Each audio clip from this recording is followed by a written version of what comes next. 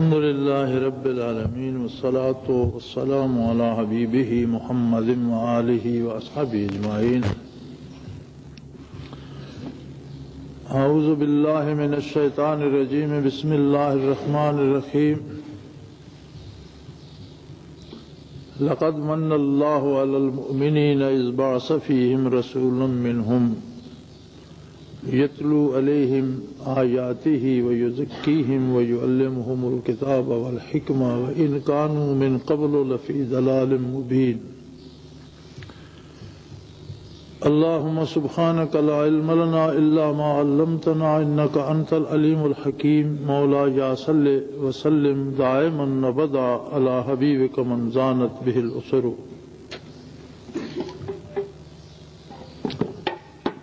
اللہ جل شانہ کے احسانات ساری مخلوق پر بے حد اور بے شمار ہیں. انسان پر اس کے یہ احسان کہ اس نے اسے افضل المخلوقات بنایا، یہی بہت بڑا احسان ہے. بے شمار صلاحیتیں بخشیں، بہت اعلیٰ دماغ بخشا،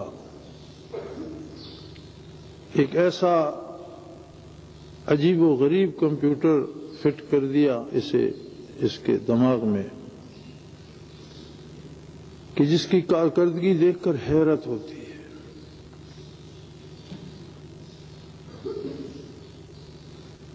بے شمار نعمتیں اس کے لیے، بے شمار آرام و سکون، صحت، زندگی، دولت، حکومت، عزت، بے شمار خوبصورت رشتے. وَإِن تَعُدُّوا نِعْمَةَ اللَّهِ لَا تُحْصُوهَا. فرمایا اگر تم اللہ کی نعمتوں کو گننا چاہو تو اتنی بے حساب نعمتیں ہیں تم پر کہ تم شمار نہیں کر سکتے. ان سب میں اس نے بڑے خوبصورت انداز میں اپنے ایک احسان کا ذکر فرمایا لقد من اللہ علی المؤمنین. میرا جو احسان ان بندوں پر ہے جنہیں ایمان نصیب ہوا، اس کی مثال نہیں ملتی. بے شمار احسانات ہیں ساری مخلوق پر، انسان پر سب سے زیادہ ہیں.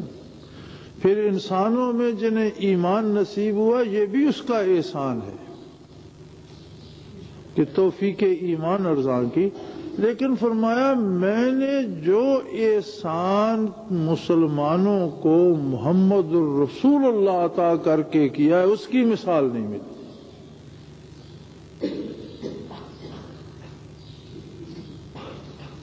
چونکہ ذات نبی کریم صلی اللہ علیہ وآلہ آلہ وسلم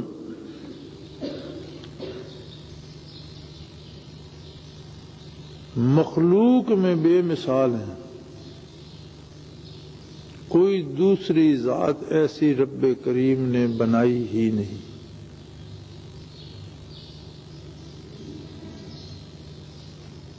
آپ وہ ہستی ہیں اللہ کی مخلوق میں جو خالق اور مخلوق کے درمیان ساری رحمتوں کا سبب، ذریعہ، وسیلہ اور واسطہ ہے. وما ارسلناک الا رحمۃ للعالمین. عالمین میں اللہ کی ذات کے علاوہ سب کچھ آ جاتا ہے، جو گزر گیا وہ بھی، جو آنے والا ہے وہ بھی، جو موجود ہے وہ بھی. عالمین میں وہ سارا کچھ آ جاتا ہے ایک اللہ کی ذات کو چھوڑ کر. وہ جنت ہو یا آخرت ہو یا یہ دنیا ہو یا عرش ہو یا کرسی ہو، زمین ہو، آسمان ہو، چرندہ ہو، پرندہ ہو، تری ہو، خشکی ہو، اللہ کی ذات کے علاوہ جو کچھ بھی ہے جہاں بھی ہے وہ عالمین میں ہے. اور اس تک جتنی رحمتیں پہنچتی ہیں وہ مجسم ہے محمد الرسول اللہ صلی اللہ علیہ وسلم۔ فرمایا جن لوگوں کو میں نے براہ راست آپ کا امتی بنا دیا نور ایمان کے ساتھ، مسلمان، اور پھر محمد الرسول اللہ سے ان کا تعلق قائم کر دیا، اس سے بڑا احسان کوئی کسی احسان کا تصور نہیں ہو سکتا۔ ایک ایسی ہستی جو ان کا تزکیہ فرما دیتی ہے وہ یزکیہم،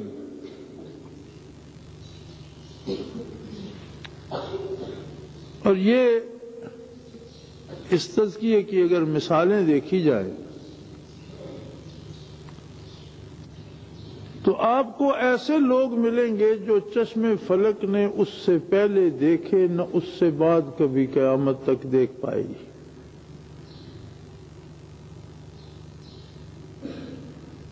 وہ لوگ جو صحرائے عرب میں منتشر تھے، وہ لوگ جو بتوں کے پجاری تھے، وہ لوگ جو چور اور ڈاکو تھے، وہ لوگ جو خانہ بدوش اور چھینا جھپٹی کے عادی تھے، وہ لوگ جو اللہ کے وجود سے بے خبر تھے، وہ لوگ جو زمین کی وسعتوں میں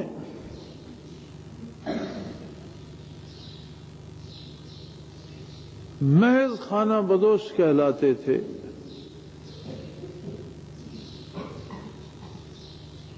زشیر شتر خوردنوں سوسمار، جو گو شکار کر کے کھاتے تھے یا بڑی نعمت اونٹ کے دودھ پہ گزارا کرتے تھے، انہیں وہ عظمت بخشی، وہ بلندیاں نصیب ہوئی انہیں کہ انہوں نے اپنے عہد کی اللہ کی ساری مخلوق کو ہر ظلم سے نجات دلا دی۔ یہ نہیں کہ وہ صرف خود سدھر گئے، نہیں، انہوں نے کمال یہ کیا کہ نہ صرف مسلمانوں کو بلکہ غیر مسلموں کو بھی انسانی حقوق زمانے کی دست اندازیوں سے چھین کر، زمانے کی تلخیوں سے چھین کر غیر مسلموں تک بھی انسانی حقوق پہنچائے۔ عورت کو عزت، بزرگوں کو محبت، بچوں کو محبت، بزرگوں کو احترام، اور اہل حق کو ان کے حقوق، کسی نے اللہ کو مانا یا نہ مانا، کسی نے ان کا ساتھ دیا یا نہ دیا، کوئی ان کے نبی پر ایمان لایا یا نہ لایا، ہر شخص کو ظلم سے نجات دلا دی انہوں نے۔ اور کیسے عجیب لوگ تھے، صحرا کی گود میں پلے بڑھے، صحرائی گھوڑوں کی پیٹھ پہ سوار ہوئے اور ہمالیہ جیسے پروتوں کو عبور کر کے کسی صحرا کی وسعتیں ان کو تھکا نہ سکی، کسی پہاڑ کی بلندی ان کا راستہ روک نہ سکی، اور بحر الکاہل جیسے وسیع سمندر ان کے راستے میں حائل نہ ہو سکے۔ اور ربع صدی میں دنیا کے ایک سرے سے دوسرے سرے تک، اور شہنشاہ کے محل سے گدا کی جھونپڑی تک ایک نور تھا جو پہنچا دیا، ایک عشق تھا جس کی روشنی پھیلا دی۔ قوت عشق سے ہر پست کو بالا کر دے، اور دہر میں اسم محمد سے اجالا کر دے، اور یہ انہوں نے کر دکھایا۔ یہ فرشتوں جیسی قوت ان میں کہاں سے آ گئی؟ لوگ تو وہی تھے جو خود بربادیوں کا سبب تھے، جنہیں دیکھ کر دہشت آتی تھی، جن سے لوگ لرزاں ترساں رہتے تھے، جو قاتل تھے، ڈاکو تھے۔ یزکیہم، ان کا تزکیہ کر دیا محمد الرسول اللہ صلی اللہ علیہ وسلم۔ واہ! مولانا حالی اپنی مسدس میں فرماتے ہیں نا، اتر کر ہرا سے سوئے قوم آیا، مسے خام کو جس نے کندن بنایا۔ بکھرے ہوئے ریزوں کو سونا کر دیا جس نے.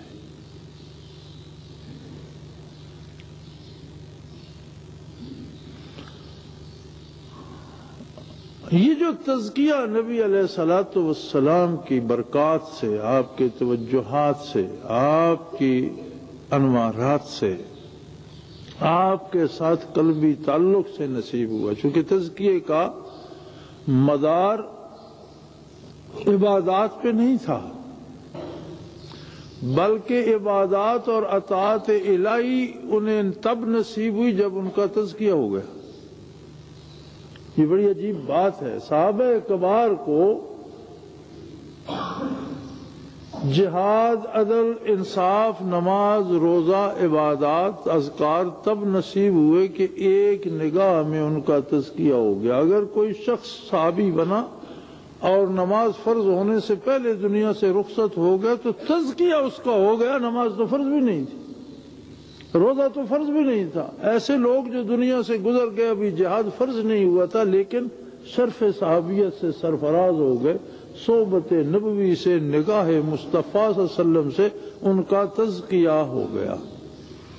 یہ جو قرآن نے تزکیہ کہا ہے، اس کا ترجمہ کیا گیا غیر ملکی زبان میں. جو پہلا ترجمہ قرآن حکیم کا ہوا وہ فارسی میں تھا. فارس والوں نے اسے تزکیے کو تصوف کہا، صفا سے. پاکیزگی کو زکا عربی والوں نے کہا اور اس سے تزکیہ بنایا. انہوں نے پاکیزگی کو صفائی سے صفا کہا اور اس سے تصوف بنایا. تصوف تزکیہ کا ترجمہ ہے. تصوف کیا ہے؟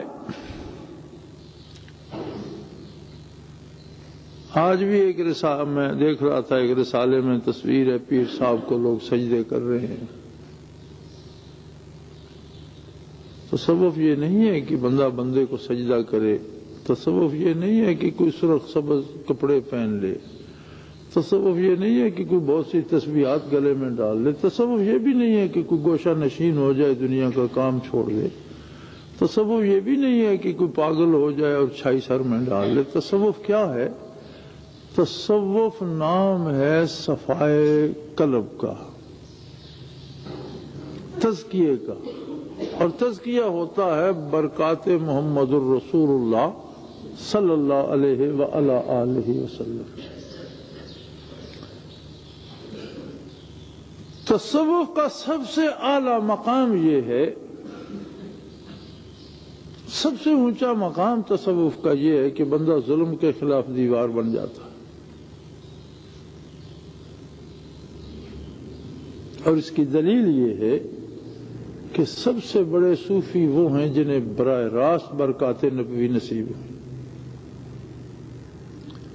آپ جب سلاسل تصوف پڑھتے ہیں تو سلسلہ تصوف جو ہے یہ حدیث کی سند کی طرح ہوتا ہے. جس طرح آپ حدیث بیان کرتے ہیں تو ضرورت پڑتی ہے کہ یہ حدیث کس نے بیان کی، اس نے کس سے سنی، اس نے کس سے سنی، حتیٰ کہ وہ بات رسول اللہ صلی اللہ علیہ وآلہ وسلم تک پہنچتی ہے. اور جس کا سلسلہ یا جس حدیث کا یہ تسلسل درست ہوتا ہے وہ صحیح ہوتی ہے. جہاں کہیں ایسے لوگ آ جاتے ہیں جن سے جھوٹ بولنے کا امکان ہوتا ہے، وہاں حدیث کی قیمت کم ہو جاتی ہے، اس کی صحت مشکوک ہو جاتی ہے. جہاں کوئی ایسا بندہ آ جاتا ہے جو صالح نہیں ہوتا تو حدیث کی عظمت کم ہو جاتی ہے، صحت کی، کہ یہ صحیح ہے یا نہیں ہے. پھر اس کے محدثین کرام نے مختلف درجے رکھے ہیں، یہ صحیح ہے، یہ حسن ہے، یہ اس طرح وہ. تو ان مدارج میں اسے پھر جو ان میں بھی فٹ نہیں ہوتی اسے پھر وہ کہتے ہیں کہ یہ کسی نے گھڑ کے بنائی ہے.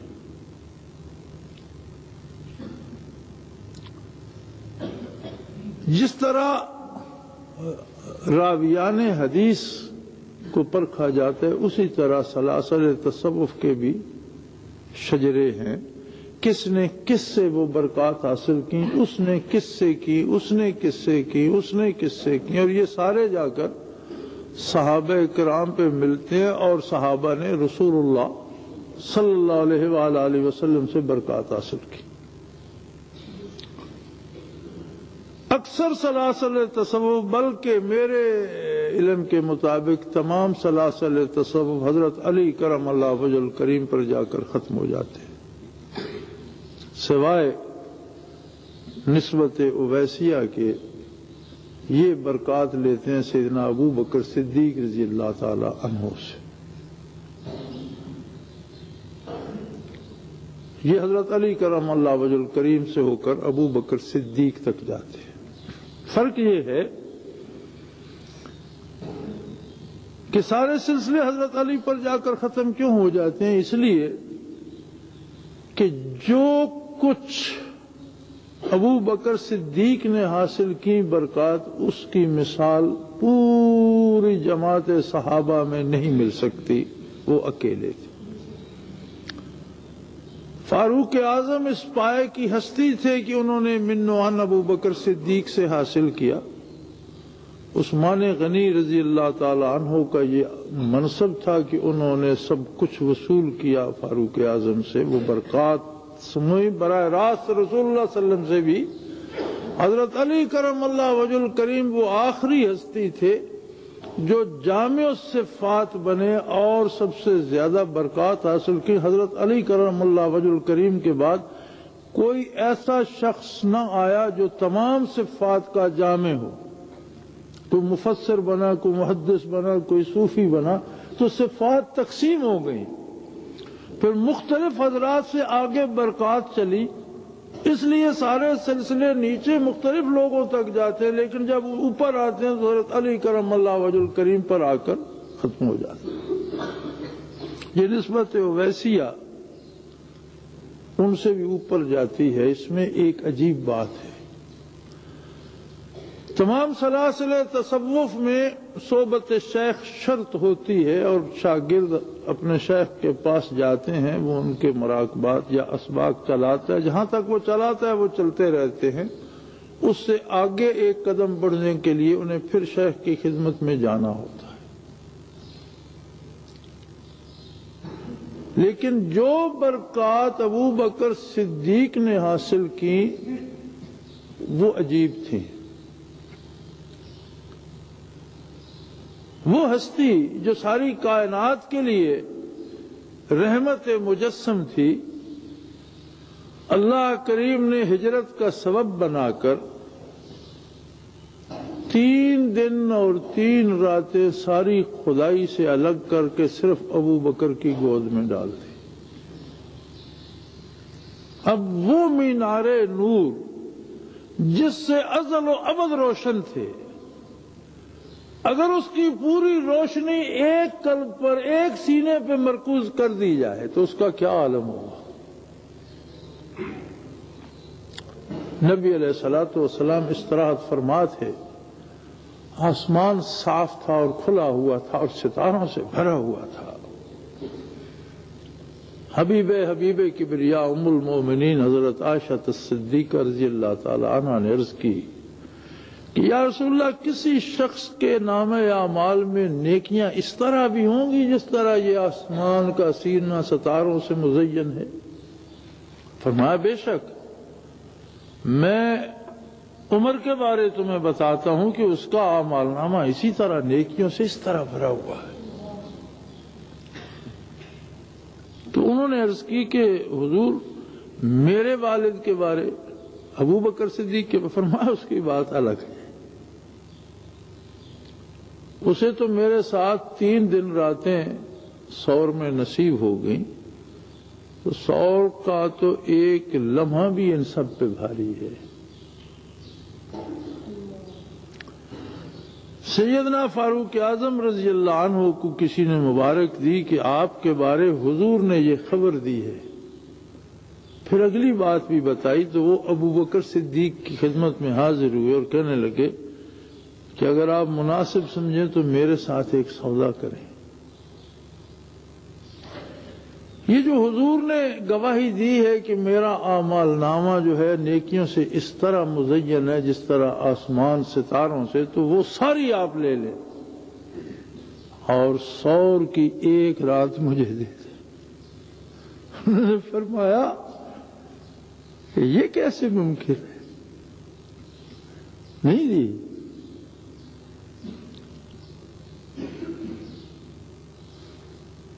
اس لیے کہ سور کی راتوں میں وہ کیفیت تھی کہ جب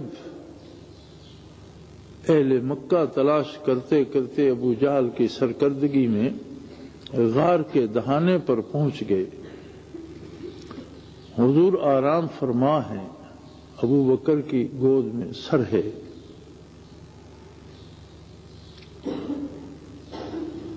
دل بر ہے بر میں الحمدللہ، سب کچھ ہے گھر میں الحمدللہ.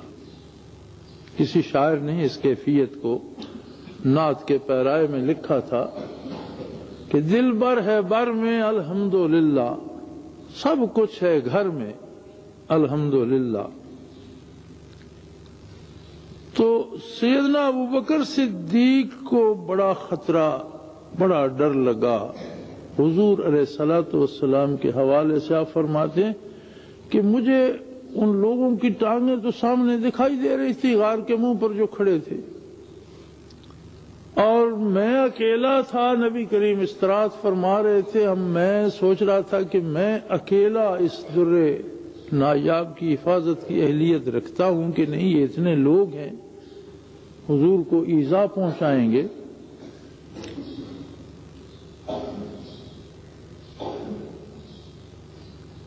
قرآن نے جو اختیار کیا ہے انداز، وہ ان راتوں کی برکات کا پتہ دیتا ہے.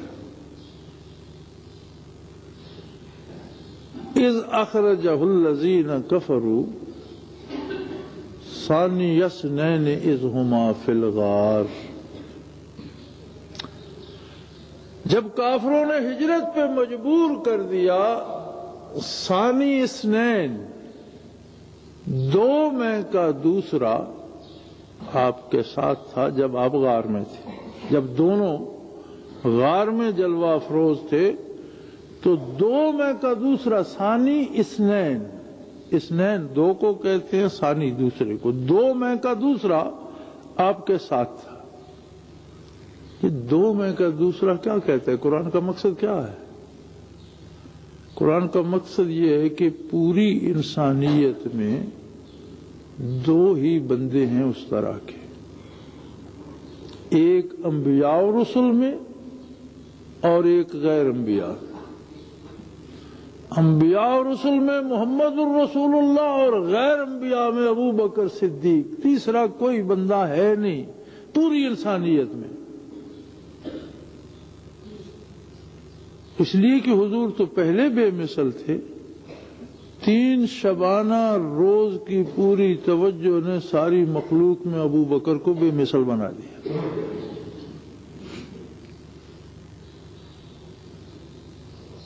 اور جب آپ نے فرمایا لا تحزن، میرا غم نہ کر.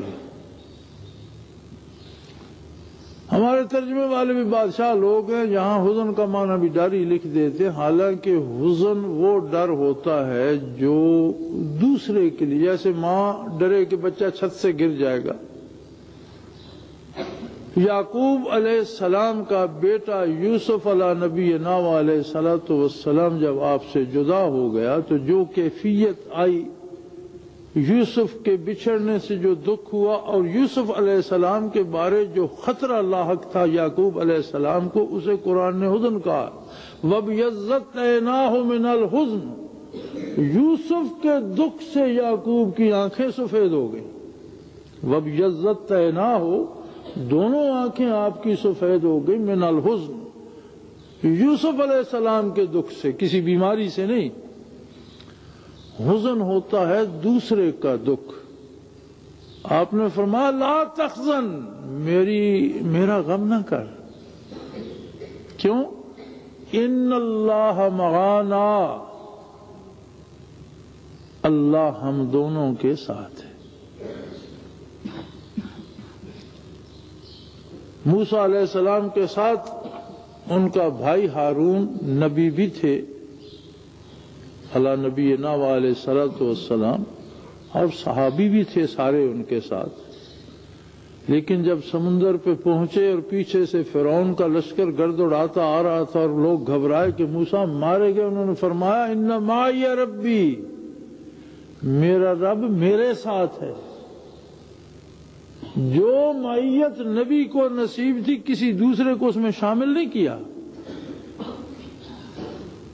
دوسرا بھائی نبی بھی تھا، آپ نے یہ نہیں فرمایا ہم دونوں کے ساتھ، اور سارے قرآن میں یا معیت صفاتی ہے، ان اللہ مع المحسنین، ان اللہ مع الصابرین، کسی صفت کی وجہ سے معیت حاصل ہے یا کسی نبی کو حاصل ہے تو اس کی ذات کے لیے ہے۔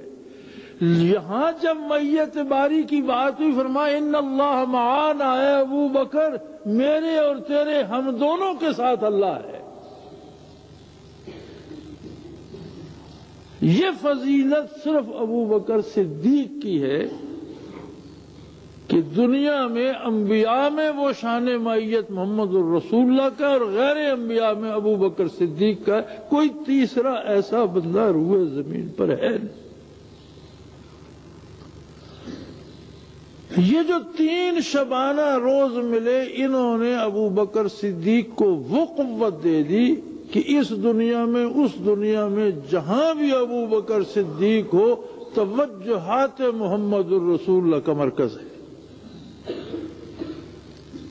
نسبت اویسیہ قلب صدیق اکبر سے آئی تو اس میں یہ خصوصیت ہے کہ ایک خاص مقام پر پہنچنے کے بعد استعداد کا ایک خاص درجہ ہوتا ہے، جسے حاصل کر لینے کے بعد سالک دنیا کے دوسرے سرے میں بھی چلا جائے تو اس کی ترقی مسلسل ہوتی رہتی ہے اور برکات شیخ کی اس تک پہنچتی رہتی ہیں۔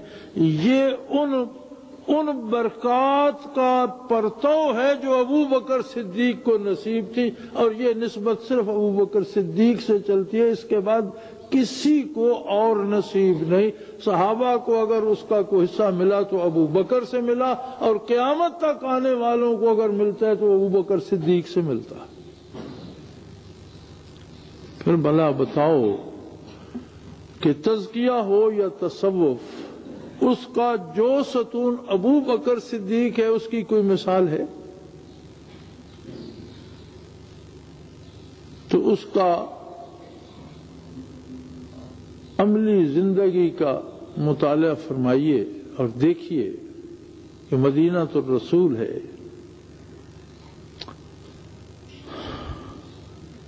لوگوں نے باپ فوت ہوتے دیکھے، لوگوں نے بھائی مرتے دیکھے، لوگوں کی گود میں ان کے بیٹے مرے، سب کا دکھ ہوتا ہے، اور جتنی جس سے محبت ہوتی ہے اس کا اتنا دکھ ہوتا ہے۔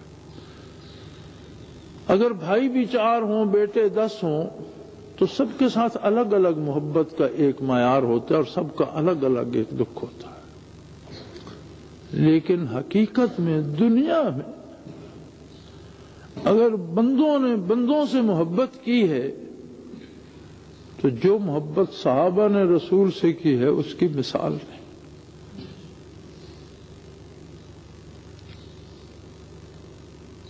اور پھر ان کے ہاتھوں میں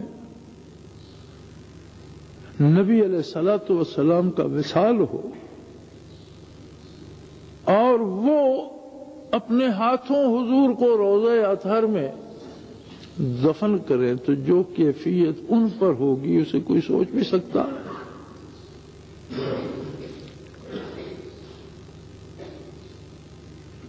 کوئی نہیں سمجھ سکتا، یہ صرف وہی جان سکتے ہیں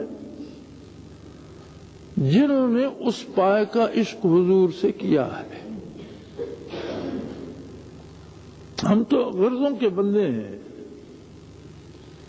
ہمیں عشق و محبت کا پتہ ہی نہیں ہے۔ ہم تو ہوس کو عشق کہتے ہیں اور اپنی ضرورتوں کو محبت کہتے ہیں۔ جس سے ہماری کوئی غرض ہوتی ہے ہم کہتے ہیں ہمیں اس سے محبت ہے، اگر وہ غرض پوری نہیں ہوتی کہیں اور کسی دروازے پہ ملتی ہے تو ہم تو دنیا کے کتے ہیں، اس طرف لپکتے ہیں۔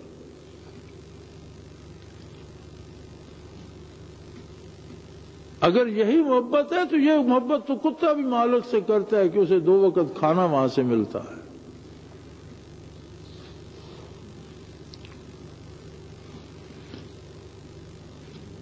محبت تو وہ ہوتی ہے جو لینے کے لیے نہ ہو، دینے کے لیے ہو۔ محبت وہ لوگ کرتے ہیں جو یہ سوچتے ہیں کہ میں محبوب کے لیے کیا قربان کر سکتا ہوں، جو یہ سوچتے ہیں کہ مجھے کیا ملتا ہے، وہ محبت نہیں کرتے، وہ غرض کے بندے ہوتے ہیں۔ اور صحابہ کی محبت کا تو یہ عالم تھا کہ احد میں تیروں کی بوچھاڑ آئی تو ایک صحابی پیچھے کھڑا تھا، ادب کے لحاظ سے حضور کے سامنے نہیں آیا، اوپر سے جھک کر آگے زمین پر ہاتھ رکھ دیا اور سارے آنے والے تیر اپنی پیٹھ پر روکے۔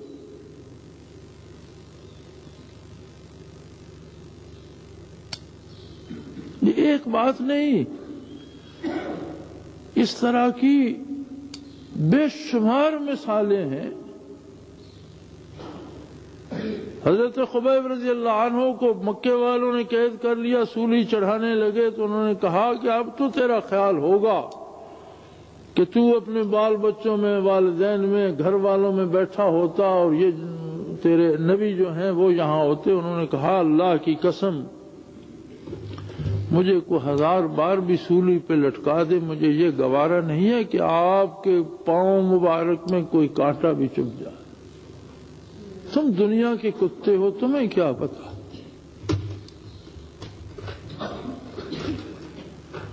عروہ بن مسعود ثقفی رضی اللہ عنہ کو قاصد بنا کر اہل مکہ نے حدیبیہ میں بھیجا تھا، واپس آ کر اس نے جو بات بیان کی اہل مکہ سے کہ 1400 بندے ہیں ان کے ساتھ تم کہتے ہو ہم اڑا دیں گے، ان کے ساتھ مت لڑنا، اس لیے آنچے من دیدم از یارانے ہو ہما سر بکف جان سارانے۔ میں نے جو وہاں دیکھا ہے وہ سارے کے سارے اپنے نبی سے پہلے اپنا سر کٹائیں گے۔ اس نے کہا تم جان کی بات کرتے ہو، خون کی بات کرتے ہو، محمد چو انداز عذاب دہن براں آب خون میں کو نہ دنجمن۔ اگر نبی کریم تھوکتے ہیں تو آپ کی اس مبارک تھوک پر ایسے لگتا ہے لڑائی ہو جائے گی، زمین پر کوئی نہیں جانے دیتا۔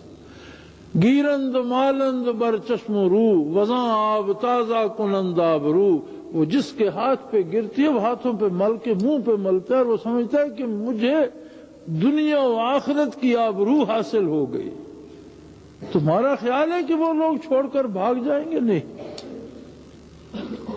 ان سے لڑنے کا خیال ہی چھوڑ دو، تم نہیں لڑ سکو گے۔ اور اس وقت تک آپ ایمان نہیں لائے تھے۔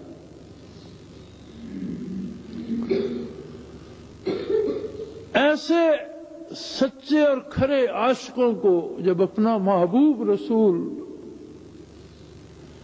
حامل وحی جو اللہ اور ان کے درمیان واسطہ تھا،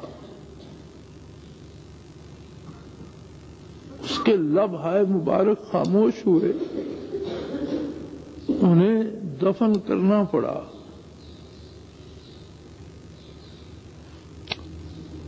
صحابی نے کہا تھا وما حب الدیار شغفنا قلبی، میں مدینہ تو آتا ہوں لیکن مجھے کوئی مدینے وغیرہ کی یا شہروں کی محبت کھینچ کر نہیں لاتی، ولیکن حب من سکن الدیاری، جس نے یہاں گھر بنا لیا ہے اس کی محبت دوڑائے رکھتی۔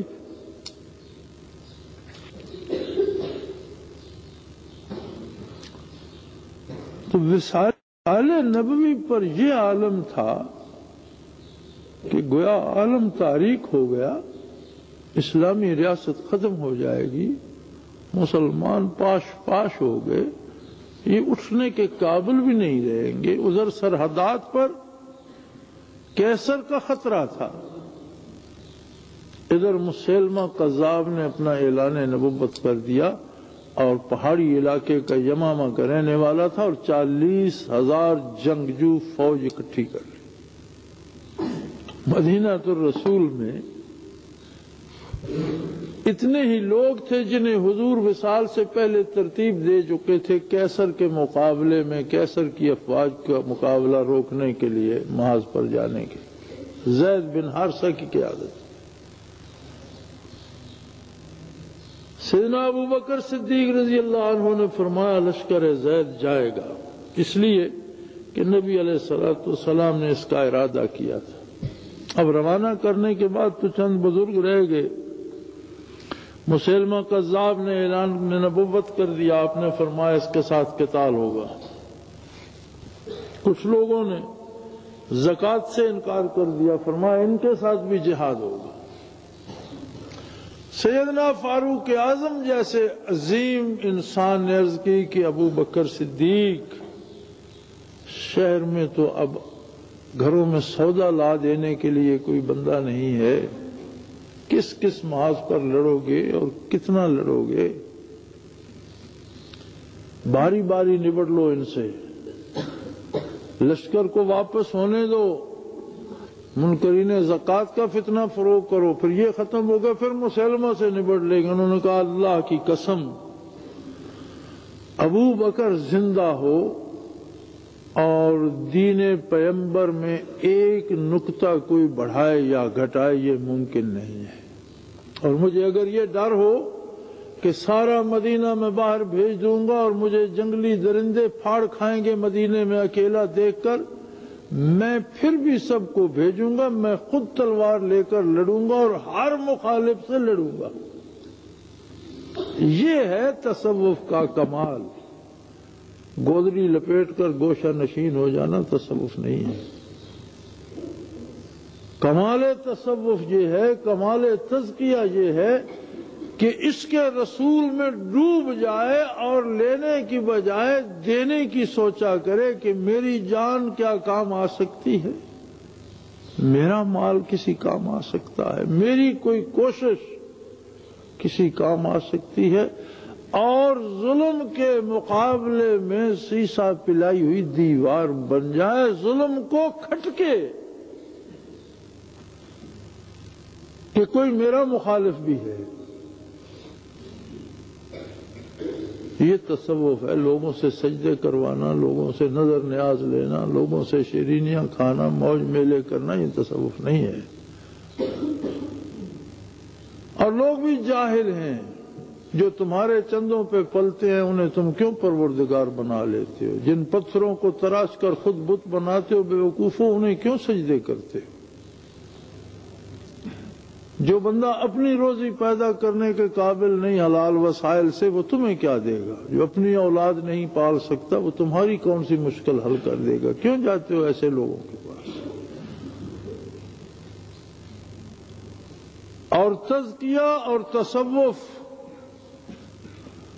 نہ اہلوں کا کام نہیں ہے اور نہ مردوں کا کام نہیں ہے۔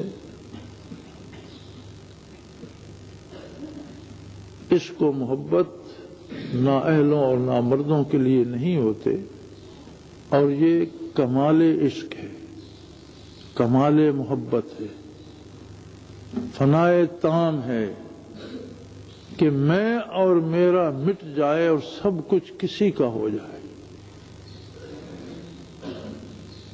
اور یاد رکھیں، جس طرح دنیا کی بڑی بڑی طاقتیں ظلم سے سمجھوتا کر کے ظلم میں شریک ہو گئی، کوئی ظلم کو روک نہیں رہا تھا۔ وہ لوگ جن کا تذکیہ محمد رسول اللہ نے فرمایا، وہ صحرائے عرب سے اٹھے اور روئے زمین پر ظلم کو روک دیا۔ تب سے اب تک تاریخ اسلام شاہد ہے کہ جہاں بھی حق کا انقلاب آیا، وہی لوگ اس کے لانے والوں میں تھے جنہیں تزکیہ نصیب ہوا۔ اور اب بھی اگر کسی کو تزکیہ نصیب ہوگا، اگر کسی کے دل میں عشق نبی آئے گا، اگر کسی کو اتباع کی سعادت نصیب ہوگی، اگر کسی کو فنا فی الرسول نصیب ہوگا، تو ظلم کے مقابلے کی قوت بھی اسی میں ہوگی۔ اللہ کریم ہم جیسے گناہگاروں کو بھی ان لوگوں میں شامل فرمائے۔ آخر دعوانا الحمدللہ رب العالمین۔